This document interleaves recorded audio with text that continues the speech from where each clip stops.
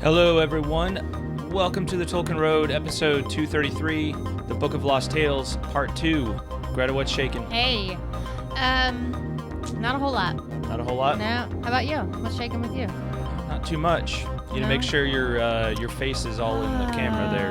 So many things to think about. I can't keep track of them. Let me tilt this down all. so it's just easier for you. Thank you. I appreciate that. Maybe you should be sitting on this pillow. Maybe I should be. Yeah. Do you know what? Boost you up a little bit. Do you know what happened to me today? What? I was at Costco, and I was checking out, and I put my Costco card on the conveyor belt. Mm-hmm. And when it came time for them to hand me my card back, instead of handing it to me, the cashier handed it to the lady that was putting the stuff in the cart. And then the lady that was putting the stuff in the cart handed it to me. And I reached over and got it. And you know why? Do you know why the cashier didn't hand it directly to me? Why? She couldn't see me. Oh, man. I was like apparently standing right behind the number thing, like the thing that shows how much you're spending. Yeah. And she couldn't see me, which is really sad because that thing is not that high off the ground. Well, here. You sit on this pillow so you're a little higher there. Okay. So that you are up on the same level as my head. Me. There you go. Look yeah. At that. Why haven't we done that before now? I don't know, but now I just need to get you to stop leaning in and being all like talking to me like this so that you're like, out of the picture. Anyway, what's up, everybody? Welcome to the Tolkien Road. On this episode, we're continuing our survey of the history of Middle-earth as we examine the contents of Volume 1, The Book of Lost Tales 1.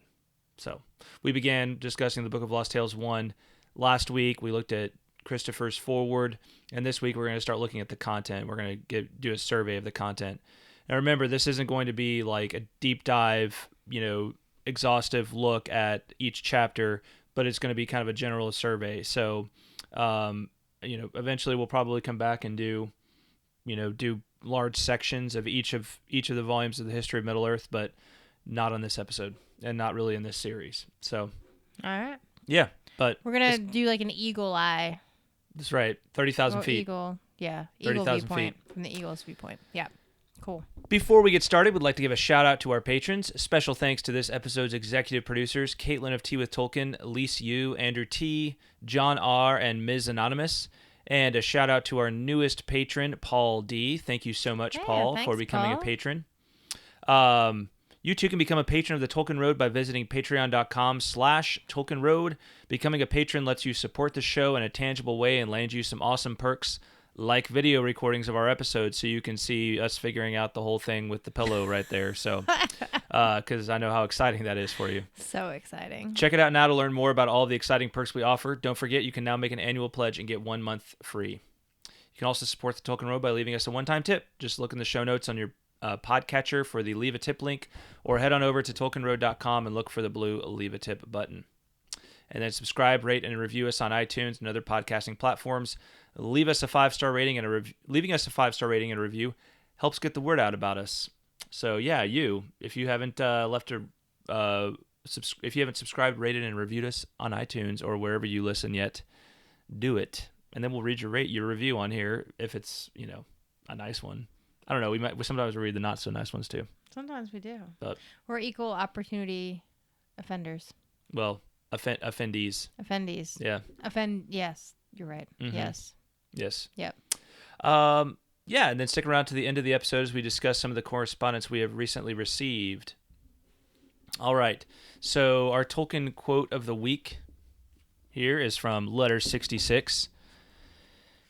And this is from a letter to Christopher from 6 May 1944, where he says, "I sense amongst all your pains, some merely physical, the desire to express your feeling about good, evil, fair, foul in some way, to rationalize it and prevent it just festering.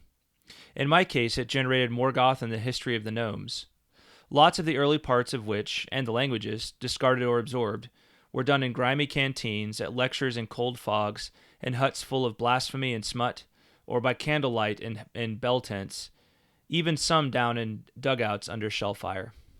So I like that one because, first of all, he's talking to Christopher in 1944, and Christopher serving in World War II, and then Tolkien is talking about his own experience, which happens to be writing the things that we're talking about here, right? Of like jotting down notes for, basically the Book of Lost Tales back in World War I, right? Or in the period of World War I. So yeah. So I thought that was a cool, relevant quote, but just also Totally, yeah. I like the idea of like that you're experiencing all this like crazy violence and just life shaking stuff, and that was a very poetic term, life shaking stuff. You're experiencing all this upheaval because of the war you're serving in, and you want this creative output to try to make sense of it all. Yeah. Right. Yep. And a lot of that is where the Book of Lost Tales and really the legends of Middle Earth came from. So. Well, there you go. It's good cool. stuff. That's good background. Yeah. Definitely good stuff. Yeah. So before we dive into the main content of this episode, I just want to say again, thanks for your patience over the last few weeks with the death of my father and us not being able to kind of get the episodes out on the normal schedule. This one's coming out a little bit late. His funeral was this past weekend, so that's why this one's coming out a little bit late. So again, just really appreciate that, and thanks for all of your notes, your prayers, your well wishing, and just everybody who's reached out and said a kind word in the last few weeks. I really appreciate it. So we both do. Absolutely. Yeah. Thank you. And you'll all be happy to know that I worked in a Gandalf quote to my eulogy for my dad. So. You sure did. Yeah, of course. It was great. It was really great. All right. So last week we looked at the foreword to the Book of Lost Tales 1, where Christopher Tolkien gave us an idea of what he was trying to accomplish with the History of Middle-earth project. In short, he is expanding Middle-earth on the level of textual history, showing Tolkien fans step by step how the stories of Middle-earth developed over time. The Book of Lost Tales 1 contains 10 chapters. Each chapter is laid out as follows. Introductory description of where the main contents of the chapter are found. For example, high school exercise book labeled thus and such, right? So he'll give a brief introduction on where he found this material and any other important information about like when it was written, who wrote it down, anything that's important, anything that he deems important there. Did he really write stuff down in a high school exercise book? Yeah. Yeah, we'll get to that. That's cool. And then Christopher, and then the chapter will follow with the main content of that chapter, which is Christopher's transcription of his father's writing. So, and he's tried to be as verbatim as he can, right? So he's basically having to decipher. This is well before the era of word processors, right? So his father's literally writing, handwriting in notebooks, right? Writing all this stuff down. So Christopher had to go back and find these, and then take all of that material and transcribe it, and then have it printed. So he did his best. So obviously there's probably going to be some things that he couldn't quite figure out, but for the most part, he was able to get it all sorted out. So, and then after the main content, Christopher gives notes and commentary on the content and provide, so the notes will be footnotes and a lot of grammar and language notes, so different names and that kind of thing, and maybe how different versions even within might make changes, and then each chapter usually contains a good bit of additional relevant material and commentary. So you've kind of got the main stuff of the Book of Lost Tales, but we're also going to see that there's each chapter pretty much has some additional like interesting tidbits that Christopher throws in there, or other writings that he's found elsewhere that he deemed appropriate to include in these chapters. So, the chapters of the Book of Lost Tales 1 are as follows. Chapter 1, The Cottage of Lost Play. Chapter 2, The Music of the Ainur. Chapter 3, The Coming of the Valar and the Building of Valinor. Chapter 4, The Chaining of Melko. Chapter 5, The Coming of the Elves and the Making of Kor. Chapter 6, The Theft of Melko and the Darkening of Valinor. Chapter 7, The Flight of the Noldoli. Chapter 8, The Tale of the Sun and Moon. Chapter 9, The Hiding of Valinor. And Chapter 10, Gilfanan's Tale, The Travail of the Noldoli and the Coming of Mankind. And then there's also an appendix of names, a glossary of obsolete, archaic, and strange words, and an index, as well as several illustrations. So Greta, what sticks out to you about those titles? Anything sound familiar or different? Melko, Yeah. that's different. Yeah, Because so- in the Silmarillion, it's Melkor. Right. And the Noldoli. Yeah, Noldoli. Noldoli. Yeah. It's like Noldoli. Noldoli. Noldoli. Not- Noldoli. yeah. Oh, I thought it was You couldn't see the L there. Noldoi. I Yeah. couldn't see it. Yeah. I'm assuming that in the Noldor. Was that Yeah. in early? Okay. So explain those differences to me. I don't know that there's much to say about those, at least on this episode, except that just Melkor was named Melko originally. Okay, so And- these preceded the Silmarillion. Yeah. This is Okay. all essentially World War I or just after World War I Right. writings. Okay. Yeah. Okay. Gotcha. So I'm glad he changed it. yeah, Melkor sounds a little more nasty. It does. So Yeah, and Noldor sounds more distinguished than Noldoli. How? Noldoli. Noldoli. Yeah. But what you also know is that, all of that seems very similar if you've read the Silmarillion, with the It really with the does, exception yeah. of the first and the last chapters, right? Yes. The Cottage of Lost Play Mm-hmm. and Gilfanan's Tale, right? Right. And of course, then you have the Coming of the Elves in chapter 5, and then but it's also titled "And the Making of Kor," which are like, what's Kor? So just so you know, what Kor is Cortirion, which was the principal city of Tol Eressëa near Aman, and so it meant approximately Great Watchtower Hill, or Mighty Tower, city on a hill. So this was it was not a place described or mentioned in the Silmarillion. So, That's why it's not familiar to us. that's right. Gotcha. That's right. Okay. And then we'll find out later. We'll find out on the next episode more about who Gilfanan is, and we're going to look at the Cottage of Lost Play this week. But most of those chapter titles sound pretty familiar to us since we've read the Silmarillion. They reflect different aspects of the Silmarillion. Pretty close to some chapter names of the Silmarillion. Yeah, it really does. Yeah. Yeah. So, you can see here that even early on, while a lot would change over time, the basic kind of outline was there, right? The basic outline and the main figures were already starting to take shape even early on.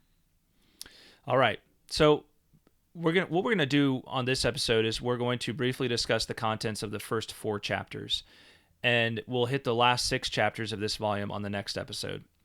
So please remember that I am certainly no expert on the history of Middle-earth. I have read parts of it in the past, but never the whole thing. We're journeying into a wilderness at this point, and if you're okay with having me as a guide, my goal is to get us through efficiently and together develop an appreciation for what we discover. And not lose anyone along the way. Yeah. Everyone that goes into the wilderness comes out. That's right. That includes me. Yeah. Thank you. So, okay. So you can kind of think of this as like we're gonna take the paved road through this. I'm kind of paving a road here through it, and we're not going to get real lost in the jungle of the history of Middle-earth. So I like all these analogies. But we're going to have a good feel and educate ourselves on what's contained in these works, so that we can then go back later and really dive into different parts of it. So we're building like a framework. So absolutely, to speak, like a scaffolding kind of. Yeah. Well, and this is it's a 12-volume series, right? So it's extensive. So I thought it was just good to spend time looking at what's actually in these works. I agree. So yeah. All right, because if honestly, you're gonna see here, each chapter is worth probably spending like a couple of episodes on, like in detail.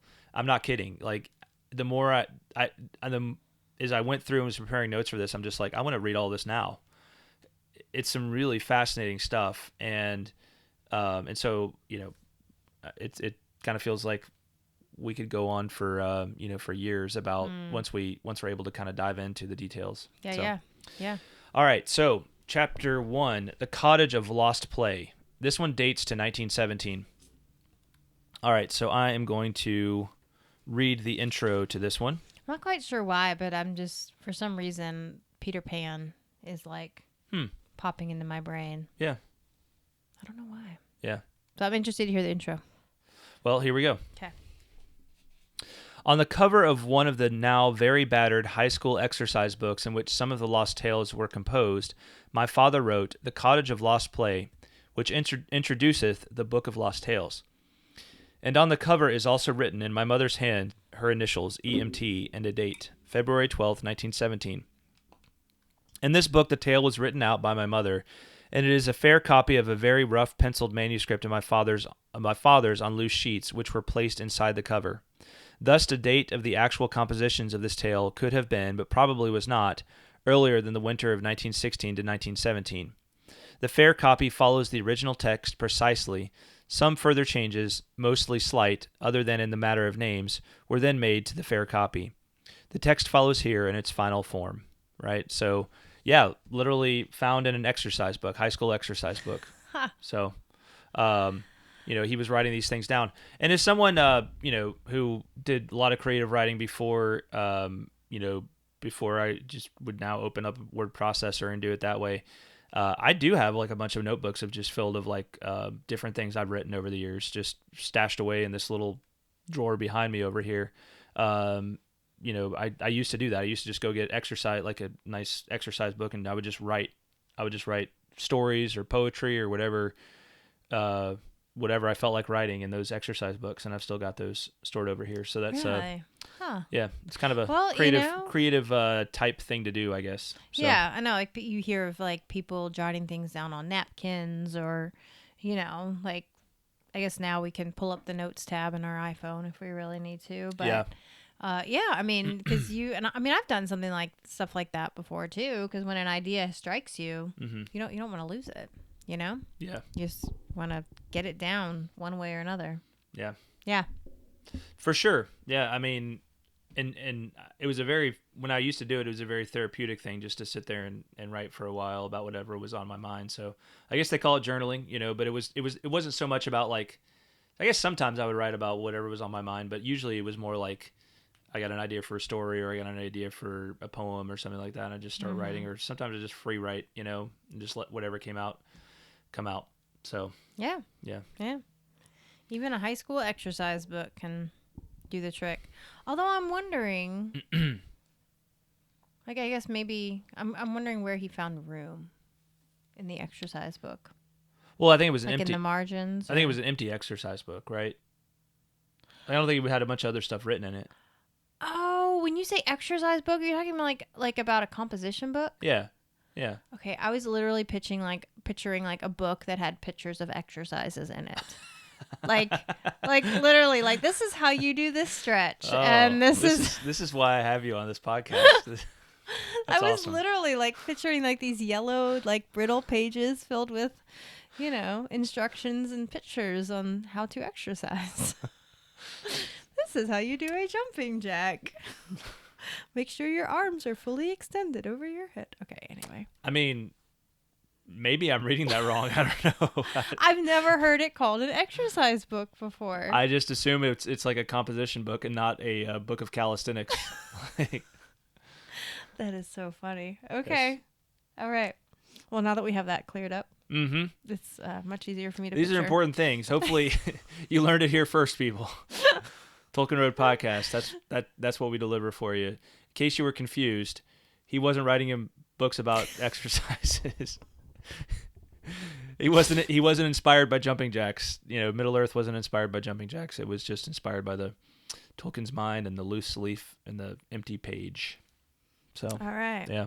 Okay. Mm-hmm. Now I know. I think that's a wrap for this episode. We've learned a lot. All right. I know I have. I've sure learned a ton. All right. So, what is the Cottage of Lost Play? Most of the chapters had a ring of familiarity to them, but this one does not, at least on the surface. The truth is, we could probably spend several episodes on this one chapter alone, and I think we will at some point. The basic idea is that we have a traveler from far-off lands whom we come to know as Eriol, who comes to the Cottage of Lost Play and listens to stories told by Lindo and Vaire. Eriol is a man, a son of Eärendil, and the Cottage of Lost Play is inhabited by fantastical beings who tell him legends and stories of fantastical things. Mm-hmm.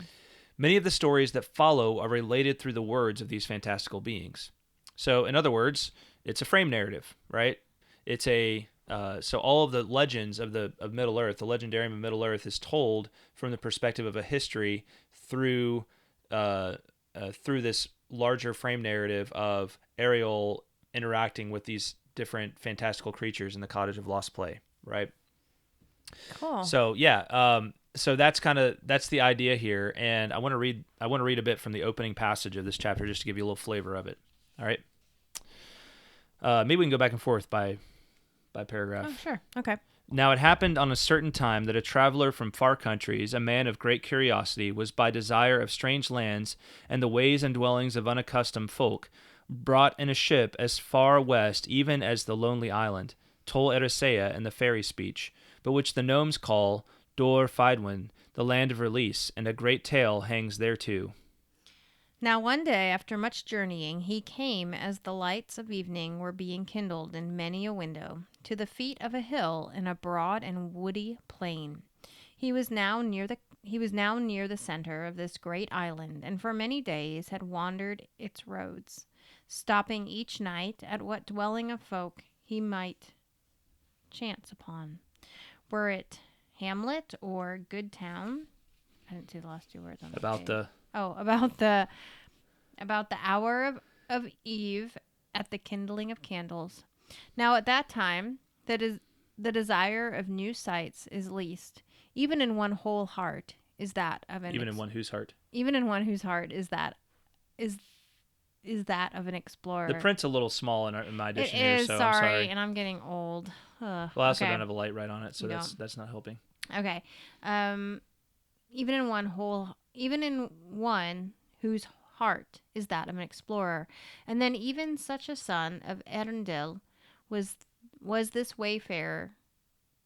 As was this wayfarer, turns his thoughts rather to supper and to rest, and the telling of tales before the time of bed and sleep is come. Now as he stood at the foot of the little hill, there came a faint breeze, and then a flight of rooks above his head in the clear even light. The sun had sometimes sunk beyond the boughs of the elms that stood as far as eye could look about the plain, and sometime had its last gold faded through the leaves and slipped across the glades to sleep beneath the roots and dream till dawn. Now these rooks gave voice of homecoming above him, and with a swift turn came to their dwelling in the tops of some high elms at the summit of this hill. Then thought Eriol, is that right? Yeah. Okay. For thus did the people of the island after call him, and its purport is one who dreams alone. But of his former names the story nowhere tells. The hour of rest is at hand, and though I know not even the name of this fair-seeming town upon a little hill here, I will seek rest and lodging, and go no further till the morrow, nor go even than perchance, for the place seems fair, and its breezes of its breezes of a good savour. To me, it has the air of holding many secrets of old and wonderful and beautiful things in its treasures and noble places, and in the hearts of those that dwell within its walls. Now Eriol was coming from the south, and a straight road ran before him, bordered at one side with a great wall of grey stone topped with many flowers, or in places overhung with great dark yews. Through them, as he climbed the road, he could see the first stars shine forth, even as he afterwards sang in the song which he made to that fair city. Now was he at the summit of the hill, amidst its houses, and stepping as if by chance, he turned aside down a winding lane, till, a little down the western slope of the hill, his eye was arrested by a tiny dwelling whose many small windows were curtained snugly, yet only so that a most warm and delicious light, as of heart's content within, looked forth. Then his heart yearned for kind company, and the desire for wayfaring died in him, and impelled by a great longing, he turned aside at this cottage door, and knocking asked one who came and opened what might be the name of this house, and who dwelt therein. And it was said to him that this was Marvanwa Tialiva, or the Cottage of Lost Play, and at that name he wondered greatly. There dwelt within, 'twas said, Lindo and Vere, who had built it many years ago, and with them were no few of their folk and friends and children. And at this he wondered more than before, seeing the size of the cottage, but he that opened to But he that opened to him, perceiving his mind, said, Small is the dwelling, but smaller still are they that dwell here. For all who enter must be very small indeed, or of their own good wish become a very little folk, even as they stand upon the threshold. Yeah, so... It's intriguing. Yeah, that's the beginning of this frame narrative, the Cottage of Lost Play. So it gives you a little flavor, but what you notice is that it is taking place at Tol Eressëa, right? So the Lonely Island, which is of course exists all the way into the Silmarillion, right? Mm-hmm. So we also notice that this individual is given the title of a son of Ainulindalë, right? So he's a man, right? But so Ainulindalë is a figure who exists in the legendarium at this point in some way. Vaire also later becomes so the name is used again for an Ainur, right? For one of the Ainu, right? Who is the weaver, right? So I'm not sure if the development of that figure, if it's like two different figures, because the one here is an elf, but nevertheless, like it kind of makes sense that it might have developed into this Ainu because it's kind of like the weaver of tales, right? And then this figure here is obviously in this Cottage of Lost Play where all these stories are going to be told. So anyway, this one will be a really interesting one when we get a chance to dive into it. It's probably going to be, high on the list of priorities to take a really close look at once we're done with this main part of the journey. But and it's, there's a good bit in that chapter. And, I just think to myself, like, this is pretty much completely new stuff from the Legendarium standpoint for us Tolkien fans, if we haven't read this before, Mm-hmm. So, and what we're going to see is that this frame narrative of the Cottage of Lost Play and these characters of like Eriol is basically being told about all of these ancient legends throughout the story. And so it kind of comes back to, the stories to Eriol each chapter, and then dives into the matter of the Legendarium, right? So if you've seen The Princess Bride, you know how this works, right? Mm. It goes between the grandfather and the grandson, reading the story to the grandson, and then goes into the stories that take place in the ancient, in medieval times or wherever, and then it comes back and they kind of intersperse. There's little bits of dialogue from them that are interspersed as part of the narration, and then it'll come back and there's like a little interchange between the two of them, and it'll go back into the story, right? Yep. And so that's how this kind of works. That's how the Book of Lost Tales works. So that sounds really fascinating. I think it's really cool. Yeah. So I like that. Now a couple of other things. There are some additional, in addition to like the commentary and the notes. Christopher also included a couple of poems in here. Oh. So one of them is a poem called "You and Me and the Cottage of Lost Play" that actually predates this. That goes back to 1915. Predates the actual story. Predates the actual story. Oh. Goes back to 1915. So that's there, and then there's also Cortirion Among the Trees, which also dates to 1915. So two poems, and they're not short poems either. I mean, they're poems of significant length. So I wouldn't call them epics, but they're pretty long. So again, like I could see us spending 3-4 episodes on this alone. So pretty fascinating stuff. Yeah. Maybe even more. Cool. All right.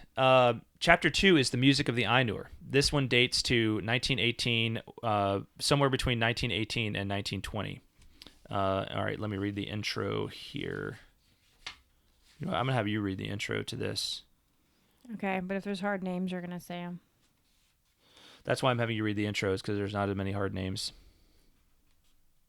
Just this part in the small print. Okay. Even smaller print for you. I'm like, oh, okay. May I hold it? Yes. Thank you. All right.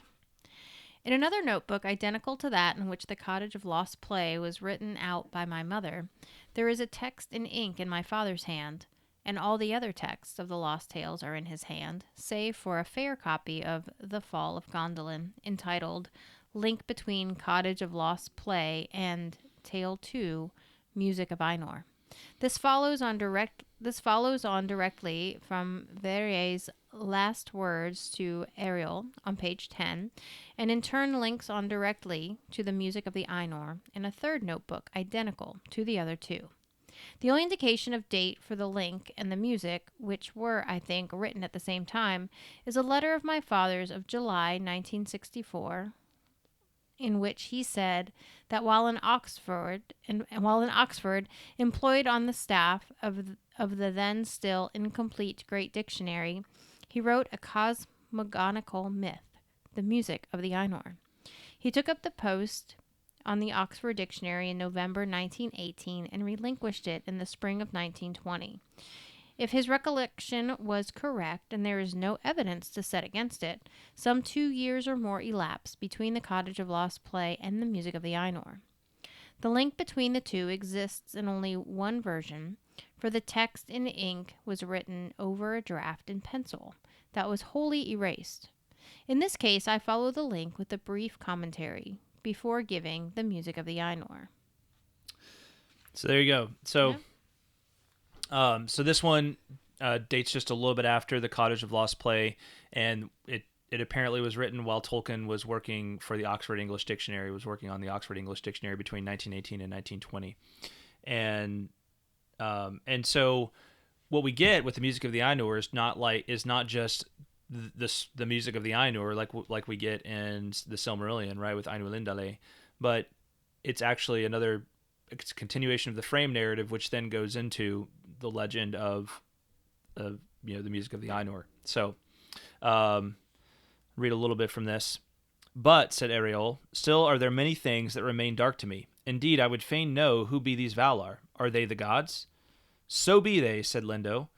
Though concerning them men tell many strange and garbled tales that are far from the truth, and many strange names they call them that you will not hear here. But Vaire said, Nay then, Lindo, be not drawn into more tale-telling tonight, for the hour of rest is at hand, and for all his eagerness our guest is way-worn. Send now for the candles of sleep, and more tales to his head's filling, and his heart satisfying the wanderer shall have on the morrow.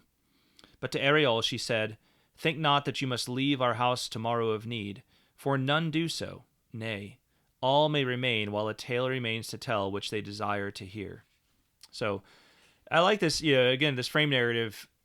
It's this idea of like you've come to this house where it's just a place to tell stories, right? To tell these ancient stories, and you don't have to like leave. And so you can kind of get this idea with Tolkien that like,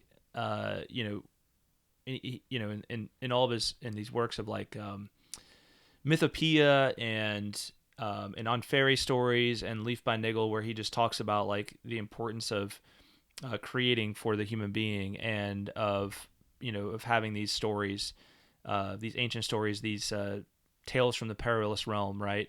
And you can hear him longing even back here when he's in his mid-20s in the midst of war, probably wanting nothing more than to escape and not have to go back to the awful war, right? That his heart is there already, right? His heart is in this place of escape, just this place where he can go listen to cool stories of great heroism and amazing things from ages past, right? That's all he really wants to do, it sounds like. Yeah. For sure. So, and the key question, of course, is Eriol's question: who be these Valar? Are they the gods, right? So the Valar get mentioned, and Eriol wants to know more about who the Valar are. And then let's read a little bit just from the actual where it actually links up. So where it goes from the frame to the music of the Ainur. Now came those two to a green arbor, and the sun was up and warm, and the birds sang mightily, but the lawns were spread with gold. Then Rúmil, who we don't know yet, but we'll eventually talk about him, sat upon a seat there of carven stone grown with moss, and said he, Very mighty are the things that you ask, and their true answer delves beyond the uttermost confines of the wastes of time, whither even the sight of Rúmil the aged of the Noldoli may not see. And all the tales of the Valar and the elves are so knit together that one may scarce expound any one without needing to set forth the whole of their great history. Yet, said Eriol, tell me, Rúmil, I beg, some of what you know even of the first beginnings, that I may begin to understand those things that are told me in this isle. But Rúmil said, Ilúvatar was the first beginning. And beyond that, no wisdom of the Valar or of Eldar or of men can go. Who was Ilúvatar? Said Eriol. Was he of the gods? Nay, said Rúmil, that he was not, for he made them. Ilúvatar is the Lord for always, who dwells beyond the world, who made it and is not of it or in it, but loves it. This have I never heard elsewhere, said Eriol. That may be, said Rúmil, for 'tis early days in the world of men as yet, nor is the music of the Ainur much spoken of. Tell me, said Eriol, for I long to learn, what was the music of the Ainur? Yeah, so even there we already have the name Ilúvatar as the key name. Yep. And then just it picks up. Then said Rúmil, hear now things that have not been heard among men, and the elves speak seldom of them. Yet did Manwe Sulimo, lord of elves and men, whisper them to the fathers of my father in the deeps of time. Behold, Ilúvatar dwelt alone. Before all things he sang into being the Ainur first, and greatest is their power and glory of all his creatures within the world and without. Thereafter he fashioned them dwellings in the world and dwelt among them, teaching them all manner of things, and the greatest of these was music. So, yeah, so you have, and I think from my scan of this chapter, and again, I'll be honest, I could be completely wrong about this, but my scan of the chapter is that it's fairly similar to the official version, right? To Ainulindalë as we know it, right? Once we get into the actual music of the Ainur, right? I'm sure there are numerous differences in specific details, but the overall, thrust of it, I think, is fairly similar to what we saw. This is not a completely different thing from the music of the Ainur, but it's a first telling of what would be kind of developed over the years into Ainulindalë. Gotcha. So, yeah. Excuse me. Yeah. So we have the frame narrative and then the telling. And then in chapter 3, the coming of the Valar and the building of Valinor, the frame continues continuing to relate these stories of Middle-earth. So Greta. Oh, it does? It continues? Yeah. Do you want to read the intro to this one? Yeah. Just this first paragraph? Yeah. Cool. As I have already noticed, the next tale is linked to the music of the Ainur without narrative break, and it has no title in the text. It is contained in 3 separate books. The lost tales were written in the most bewildering fashion, with sections from different tales interleaved with each other. And on the cover of the book, that has the opening section, following on the music of the Ainur, is written, containeth also the coming of the Valar, and beginneth the building of Valinor. The text is in ink, written over an erased pencil manuscript. That's a theme. There you go. He's been writing in pen over an erased pencil manuscript. Yeah. Interesting. Yeah, well, I guess he didn't want the pencil to wear out, or he wanted to make it more permanent. But anyway, so yeah, we have just continues right on from the music of the Ainur, and then this chapter 2 is analogous. I'm sorry. This chapter is analogous to chapter 1 of the Silmarillion, but is apparently significantly different in various details. Oh. So, for example, this bit about the lamps, Christopher has this to say about the part of it, the part of chapter 1 that's about the lamps. In this part of the narrative, the tale differs remarkably from the later versions. Here there is no mention of the dwelling of the Valar on the Isle of Almarin after the making of the lamps, nor, of course, of the return of Melko from outside, because here Melko not only did not leave the world after entering it, but actually himself made the pillars of the lamps. In this story, though Melko is distrusted by some, his guileful cooperation, even to the extent of contributing names for the pillars, was accepted, whereas in the later story his hostility and malice were known and manifest to the Valar, even though they did not know of his return to Arda and the building of Autumno until too late. In the present tale there is a tricksiness, a low cunning, in Melko's behavior that could not survive, yet the story of his deceitful making of the pillars out of the ice survived into the versions of the 1930s. Later it was the lamps themselves that were named, ultimately, after intervening forms had been devised and discarded, Ilúin the northern lamp and Ormal the southern. In the Silmarillion, Ringil, containing ring, cold, survived only as the name of Fingolfin's sword, but Helkar is that of the inland sea, which stood where aforetime the roots of the mountains of Ilúin had been. In the present tale, Helkar was the name of the southern, not the northern pillar. Now Helkar means utter cold, which shows that Helkar was originally in the extreme south, as it is in one of the two positions given for it on the little map, page 83, which we'll get to in just a second, just as Rúmil was in the extreme north. In the tale, there is no mention of the formation of inland seas at the fall of the lamps. This idea appeared later, but it seems virtually certain that it arose from the story of the melting pillars of ice. There is no later reference to the building of the mountains of Valinor from great rocks gathered in Ainur and Valinor, so that the region became flat and stoneless. So, some differences there between what we have in the Silmarillion with Chapter 1 of the Silmarillion, but this is basically analogous to Chapter 1 of the Silmarillion. So there's a couple of maps in here actually. That Christopher replicates from his father's notes.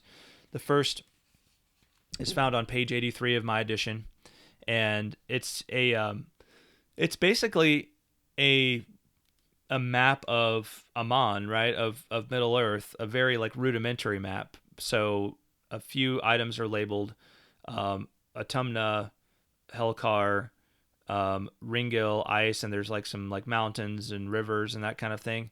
And it's in the shape of, it's like an almond shape, right? The map is like an almond shape. So that's an interesting one. We won't go into all the details on that, but I'll read this little blurb from Christopher. It is convenient to reproduce here a map which actually appears in the text of a later tale, that of the theft of Melko and the darkening of Valinor.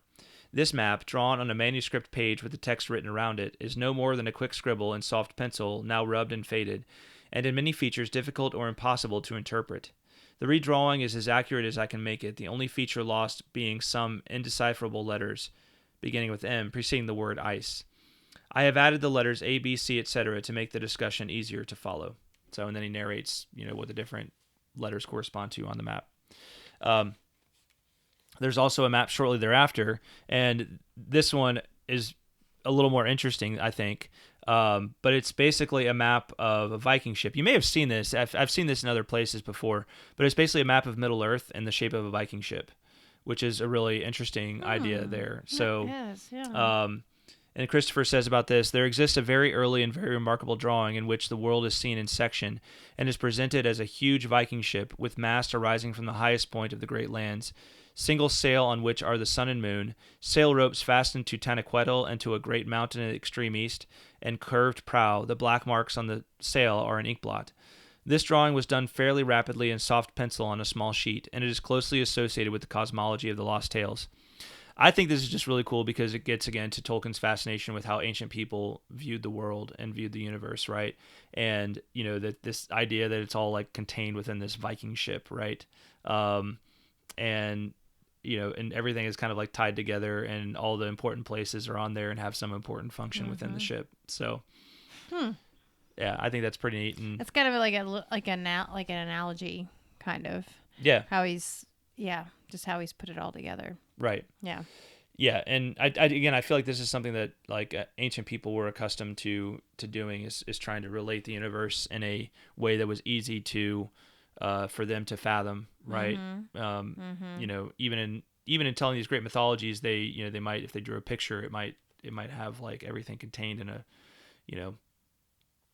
in something that was very commonplace and easy for them to to reference mentally with their imaginations. Right.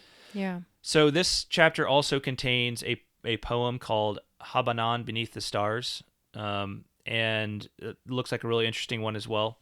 From my survey of this chapter, it's another one that seems to contain a lot of very fascinating material that's worth taking a closer look at eventually. So, I mean, 3 for 3 so far, in my opinion. It's all I can't wait till we can just sit down and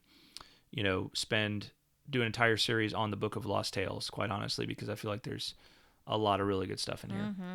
I agree. All right, and then chapter 4, which is the last one we're going to take a look at on this episode, is the Chaining of Melko. So, Greta, do you want to read the intro to this one? I'd be happy to. Right. Following the end of Rúmil's tale of the coming of the Valar and the building of Valinor, there is a long interlude before the next one, though the manuscript continues without even interrupting the paragraph. But on the cover of the notebook, The Chaining of Melko is given as a separate title, and I have adopted this. The text continues in ink over an erased pencil manuscript. That night Eriol heard again in his sleep the music that had so moved him on the first night, and the next morning he went again into the gardens early. There he met Verrier, and she called him Eriol. That was the first making and uttering of the name. Eriol told Verrier of the dream musics he had heard, and she said that it was no dream music, but rather the flute of Timpanin, whom those gnomes Rúmil and Littleheart and others of my house call Tinfang. She told him that the children called him Tinfang Warble, and that he played and danced in summer dusks for joy of the first stars. At every note a new one sparkles forth and glistens. The Noldoli say that they come out too soon if Tinfang Warble plays, and they love him, and the children will watch often from the windows lest he tread the shadowy lawns unseen. She told Eriol that he was shyer than a fawn, swift to hide and dart away as any vole. A footstep on a twig and he is away, and his fluting will come mocking from afar. I want to meet him, Tinfang Warble. Well, perhaps you shall when we do our full-on read-through of the Book of Lost Tales. But, so this is, another chapter that's that has an analogous chapter in the Silmarillion, but there's a key difference on this one that Christopher notes. So, going to his note here, he says, the renewed cosmic violence is conceivably the precursor of the great battle of the powers and the later mythology of the Silmarillion. But in this earliest tale, Melko's upheavals are the cause of the Valar's visitation, whereas the battle of the powers, in which the shape of Middle-earth was changed, resulted from it. In the Silmarillion, it was the discovery of the newly awakened elves by Orome that led the Valar to the assault on Autumno, right? So the Valar, it sounds like the Valar don't actually come into Middle-earth until like Melko is up to no good, and then they start, and then they chain him for that. Later on in the Silmarillion, it's because they want to protect the elves who have just awoken, right? So they want to protect the children of Iluvatar from Melkor. So that's a key difference there. That is a big difference. Yeah.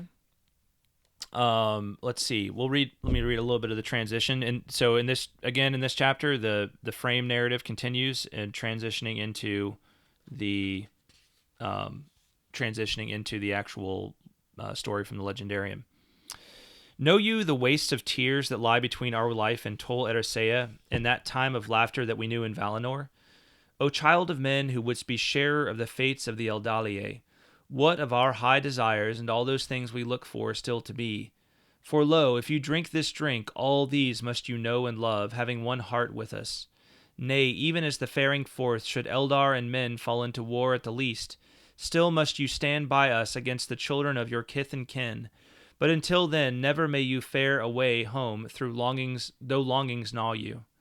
And the desires that at whiles consume a full-grown man who drinketh limpe are a fire of an unimagined torture.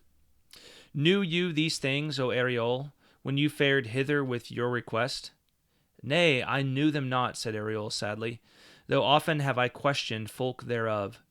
Then lo, said Merrill, I will begin a tale, and tell you some of it ere the long afternoon grows dim. But then must you fare hence again in patience. And Eriol bowed his head.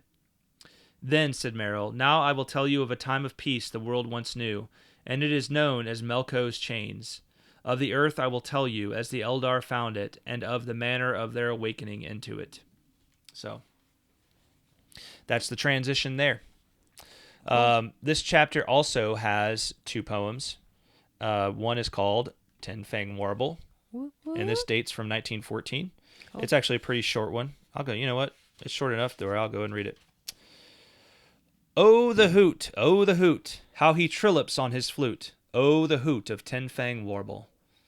Dancing all alone, hopping on a stone, flitting like a fawn in the twilight on the lawn, and his name is Tinfang Warble. The first star has shone, and its lamp is blown to a flame of flickering blue. He pipes not to me, he pipes not to thee, he whistles for none of you. His music is his own, the tunes of Tinfang Warble. That's cool. Yeah. There's like reminiscence of, I think, of like Tom Bombadil in there. Yeah. Like wonder if Tinfang Warble might be like a predecessor or a foreshadowing maybe of Tom Bombadil. I like it. I like that idea. Yeah. And then the other poem is called Over Old Hills and Far Away, which I love. I love that that's the name of this other poem because it's very close to a Led Zeppelin's a famous Led Zeppelin song called Over the Hills and Far Away, right? To Grandma's house we go. No, that's Over the River and Through the Woods. Oh, my bad. No, Over the Hills and Far Away is it's it's the one that's like Oh yeah.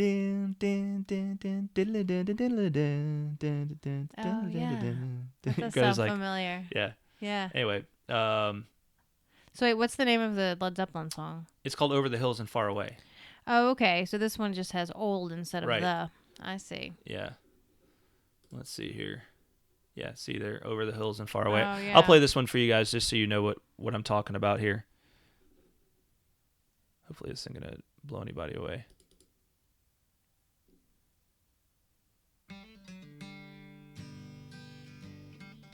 Oh, yeah. I do know this one. Yeah.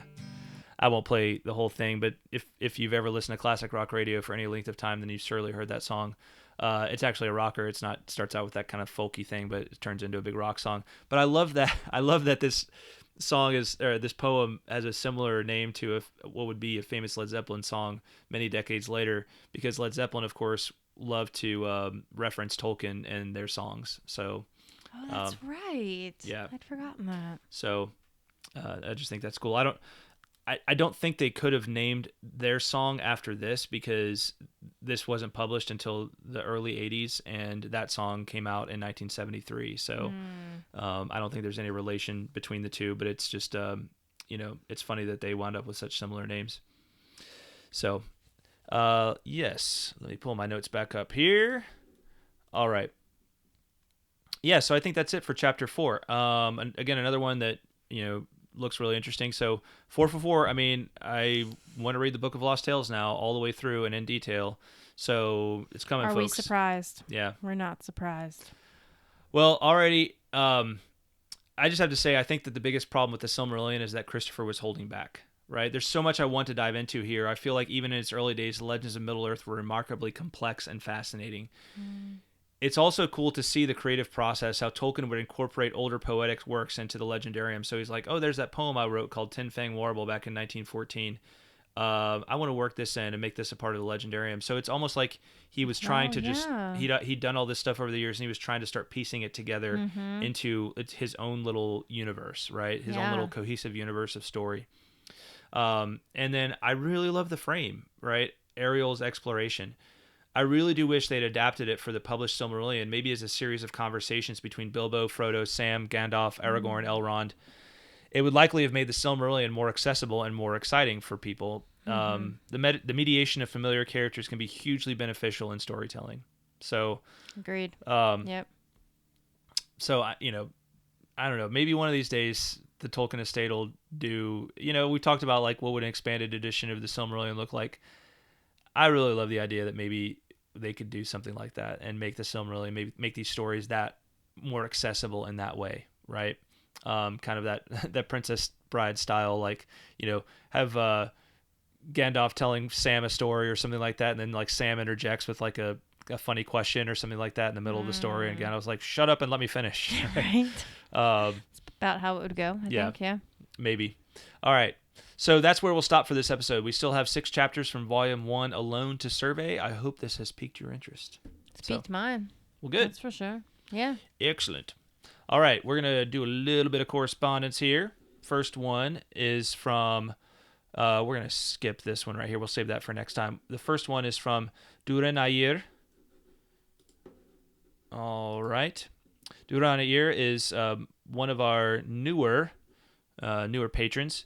And this is the subject of this is finished, as in Finland, Finn as in Finnish person, Finnish language. And I'm probably going to pronounce a lot of this incorrectly, Duran-Air, so be patient with me. Aya Malor John Argreta. Hail, friends. Greetings from Finland, home of Finnish language from which Tolkien has drawn inspiration for the elven tongues, Quenya especially. It's your new patron nickname, Durenair. Feel free to use it for shout-outs in your episodes. I'd be cracking up every time you try to say it, probably hearing Durenair. Hey, give me some credit here, which is That's fine. how I'd be saying it. You're probably hearing Durenair, which is fine. Would not hold it against you, but let's clear up that pronunciation. DY sounds dysfunctional, like German du in Dusseldorf, right? So du. RE draws out like render, so do re. And then NA does not taste like a nut, so na, duren na. And then IR comes from the spirit, so durenair. So am I saying that right? Let me know. Let me know if I'm saying that right. Gotta be close, I think. All right. So I've said it. I've said it on a couple episodes already. So hopefully you would have reached out to me if I was butchering it. But now's the time. So, name in itself is not finished. Neither is it a word found in any language that I know of. It's a name older than my interest in Quenya, but interestingly enough, it can be deconstructed into 3 composite parts in Quenyan dictionary. Suppose we change dur into dur, because Y exists as a consonant, such as yes and not as a vowel, and into ere. Dur is ending for servant of, as in Aulindur. N means still, not clear if it refers to motion or time, and ire is holy. Yes, so Finnish language has many instances in which the sentence structure is reversed from English, so I am taking the liberty of keeping dur in front and not putting it at the back of the rest. In airedur. Durenair it is, servant of still holy, for this day or holy stillness. Comes down to the same secret fire of Eru, I guess. Cool. That is very cool. Very thoughtful, yeah. Anyway, I discovered your podcast not that long ago. I began listening through the Silmarillion, then Downfall, and now The Hobbit for chronological reasons. First episode of Hobbit was the first time I heard that you're on Patreon. I have heard your cries and pledged myself to your cause. Thank you. Thank you so much. My introduction to Tolkien's works came with the Fellowship film. Unbeknownst to me then, it was my first wavering step on the great journey. There was The Hobbit on my bookshelf. I put 2 and 2 together and realized the truth about Bilbo's magic ring. I had to go buy the Lord of the Rings book, caught up with the 2 Towers by the time of the film, and finished the Red Book before Return of the King came out. Yet my thirst for knowledge grew still, and a friend spoke to me whispers of a light in the west. My first copy of Silmarillion was in Finnish, but the mighty among Valar promised, "Yea, with both hands shall I give." So I returned to exile, consuming the English version. Unfinished tales were told next, and I was content for a time. The children of Húrin found me then, and I saw Morgoth's curse run its full course. Unread on my shelf, a folly soon to be corrected, lies Fall of Gondolin, and new illustrated hardcover English version of the Silmarillion. 3 Silmarillions, 3 Silmarils I have cut out of Morgoth's crown. One book of Tolkien's writs I set aside from the rest, as it lies apart from spheres of Arda like the Aman of old, Beowulf and the Celtic spell. Read it at your own peril, for it is wrought with the olden English, a guaranteed aneurysm for the unwary, after which the Ainulindalë, Valaquenta, and Quenta Silmarillion will look like everyday urban slang. Oh, wow.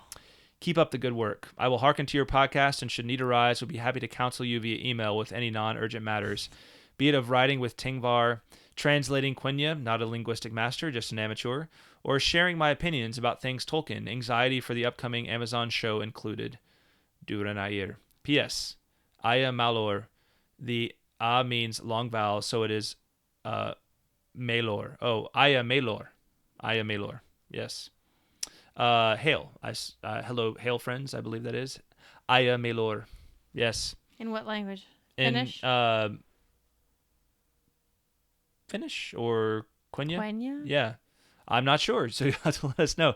You, yes, as I've mentioned before, my weakness is certainly the language part of all of this, and so I love getting emails like this that challenge me in that regard. But Durenair, A, let me know if I'm saying your name correctly, and B, thank you for an awesome note. I hope you'll write us more, because I really enjoyed this note.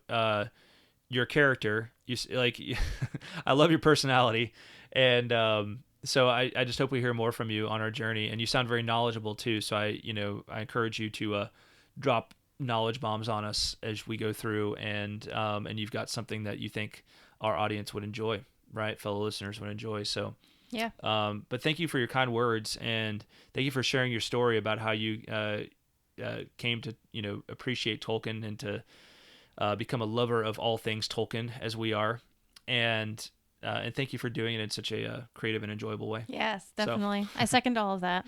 It was really, really fun. Yep. All right. Thank you, Duranayir. And then our other note for this week comes from Andrew T. Andrew says, "Good morning. I just listened to your episode last week and your latest episode. I wanted to say that I'm very sorry for your loss, and I wanted you to know that my wife and I are praying for you and your family." Thank you so much, Andrew. Yes, thank you. I really appreciate it. I also wanted to comment that I think a Silmarillion edition that has a completed version of Eriol, Elfwine, in the Book of Lost Tales as the framing narrative would be really interesting. And I think that it is possibly a way that some skilled writer could also connect Tolkien's world with the history of England, like Tolkien had shown some interest in doing. Thanks for the show, and y'all keep up the good work, both of you. God bless. Come to think of it, what if it was like Frodo, right? Coming into the West, right? When he arrives, right? Into the Blessed Realm. And he arrives in Tol Eressëa. Oh. And he just goes and hangs out at the Cottage of Lost Play for a while. And then we get to interact with Mike interacts with Galadriel and Bilbo and Gandalf. Or maybe it's Sam when he later comes, right? And then we can interact with Frodo and Sam, right? And in addition, so that would be cool. Yeah, it might be very creative. cool. Yeah. So I love that idea. I do too. I really love that idea, and it may be a way to reach more people with the Silmarillion eventually.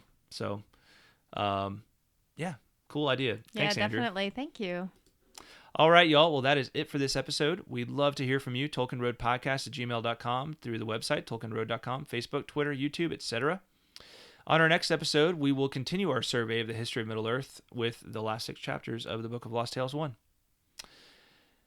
And thank you to our amazing patrons, especially the following: Caitlin of Tea with Tolkien, Lise U, Andrew T, John R, Ms. Anonymous, Shannon S, Brian O, Emilio P, Zeke F, James A, James L, Chris L, Chuck F, Azia V, Ish of the Hammer, Teresa C, David of Pints with Jack, Jonathan D, Eric S, Joey S, Eric B, Matt L, Johanna T, Sam N, Mike M, Durenayir, there we go, Robert H, and Paul D. As well as those celebrating their Patreon anniversary in March, Caitlin of Tea with Tolkien. All right. Thank you all guys. so much for listening, Yes. and we will talk at you next time. I think we should be back on schedule for episode 234. So thank you again for your patience, and we'll talk at you next time. Bye, y'all. Bye-bye.